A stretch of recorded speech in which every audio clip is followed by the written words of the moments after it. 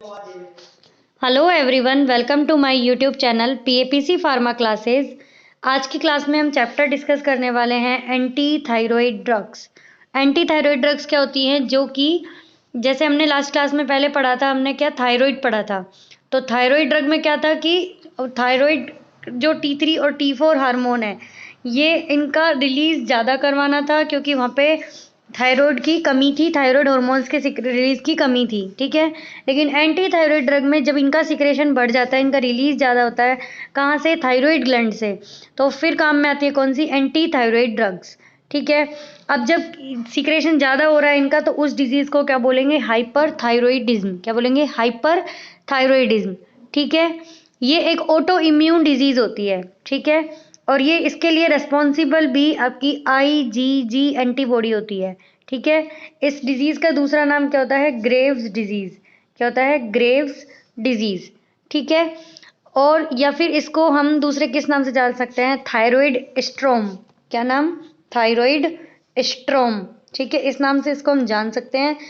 Next क्या है कि जो एंटी थायराइड ड्रग है, ये क्या है कि थायराइड का जो सिक्रेशन होता है ज़्यादा थायराइड हार्मोन्स का, उनको क्या करती है? ये कम करती है। थायराइड ग्लैंड जो ओवर एक्टिविटी करने लग जाती है ड्यू टू IgG एंटीबॉडी, उसको ये कंट्रोल करती है। ठीक है, ये जो प्रॉब्लम हुई हाइपर थायराइडिज्म की, इसको हम दूसरा किस नाम से बोल सकते हैं? Thyroid toxicosis. Thyroid toxicosis. ठीक है, इसको इस नाम से भी हम जान सकते हैं। अब बात करते हैं कि कौन कौन सी एंटी थायराइड ड्रग इसमें काम आती है। देखो, सबसे पहले thyroid hormone synthesis inhibitor. Thyroid hormone का जो सिंथेसिस यहाँ पे रोकेंगी। केमिस्ट्री के अकॉर्डिंग है ये थियोयूरेसिल डेरिवेटिव। यूरेसिल में जब थियो ग्रुप लगा देंगे तो वो थियोयूरेसिल। ठीक है, ड्रग का नाम है प्रोपाइल थियोयूरेसिल। थियो एमिडाजोल डेरिवेटिव, कार्बामिजोल, मेथिमिजोल। ठीक है, अब यहाँ पे बात करते हैं कि ये क्या कर यहाँ पे जो थायराइड हार्मोन है, एंटी थायराइड ड्रग है ये, और कौन कौन सी यहाँ पे इन्वॉल्व है। ये तो सिंपल है, इसमें कोई मैकेनिज्म की बात नहीं है कि थायराइड हार्मोन के सिंथेसिस को इनिबिट करना है। ठीक है, नेक्स्ट है आयोडीन एंड आयोडाइड।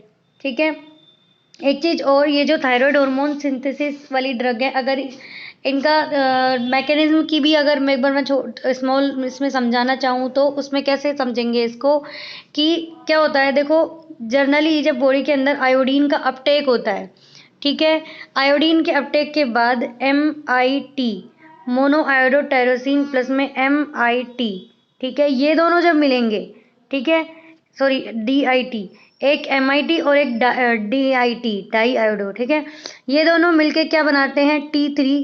T3 का सिक्रेशन बनाते हैं। और अगर एक MIT एक DIT मिलके, यानी कि 2 और 1 3, तो T3 बना दिया। अगर हम बात करें DIT प्लस में DIT, तो 2 और 2 4, तो वो किसका बनाएंगे? अगर यहाँ DIT हो तो T4 का। ठीक है, T3 और T4 का यहाँ पे सिक्रेशन करते हैं। ठीक है, बनाते हैं। अब ये बनाने के लिए बीच में एक एंजाइम रेस्पॉन्सिबल होता है, जिसका नाम होता है थायराइड पेरोक्सीडेज। Thyroid peroxidase. ठीक है, ये एंजाइम को इनिबिट करने वाली ड्रग्स इसके अंदर जो काम करती हैं वो कहलाती हैं थायराइड हार्मोन सिंथेसिस इनिबिटर, क्योंकि ये इनिबिट करती है थायराइड पेरोक्सीडेज एंजाइम को, जिससे कि T3 और T4 का यहाँ पे सिंथेसिस नहीं हो पाता और थायराइड हार्मोन का सिंथेसिस इनिबिट हो जाता है।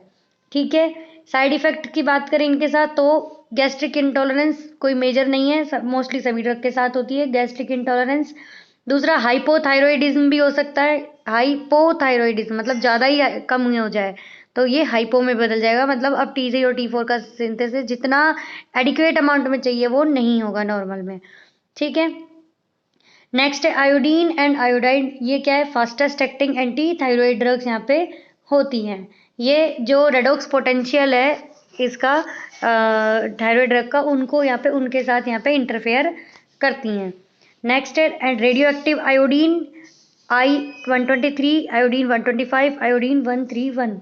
मोस्टली कॉमनली आयोडीन 131 इसके साथ यूज़ में लिया जाता है, जिसकी डोज भी होती है 3 3 to 6 क्वीरी। ठीक है, रेडियो एक्टिविटी की यूनिट होती है क्वीरी। ठीक है, ये इसकी यहाँ पे डोज होती है।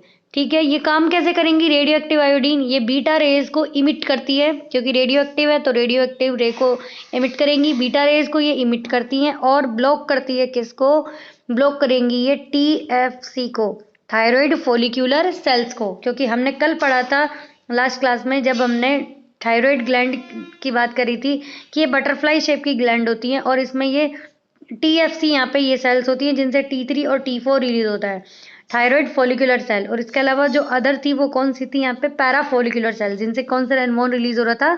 कैल्सिटोनिन। ठीक है, जो कि ब्लड के कैल्शियम को बोन में ट्रांसफर करने का काम करता है। ठीक है, नेक्स्ट है क्या? Beta blocker. बीटा ब्लॉकर प्रोप्रानोल इसके अंदर इन्वॉल्व होती है।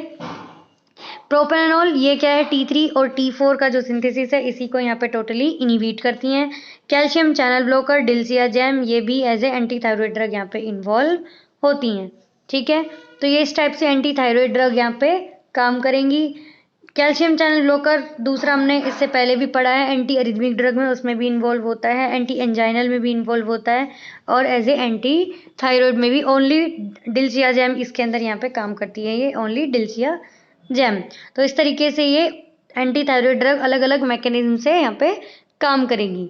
ठीक है, एक यहाँ पे थोड़ा सा देखो पढ़ते हैं ड्रग इंटरेक्शन की अगर बात करें, या फिर स्पेशली फॉर प्रोप्रानोल बीटा ब्लॉकर जो है।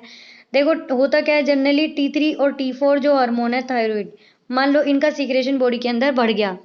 थायराइड हार्मोन क्या करते हैं? BMR को रेगुलेट करते हैं। अब ये खुद बढ़ गए तो BMR को भी बढ़ा देंगे। BMR बढ़ गई तो ये क्या करेंगे? ये हार्ट रेट को बढ़ाएंगे। हार्ट रेट बढ़ गई तो वो क्या टोटली क्या बढ़ाएगा? BP। तो इसलिए यहाँ पे प्रोप्रानोल जो है ये यहाँ पे काम आती है, टोटली वो इन सबको कंट्रोल करती है।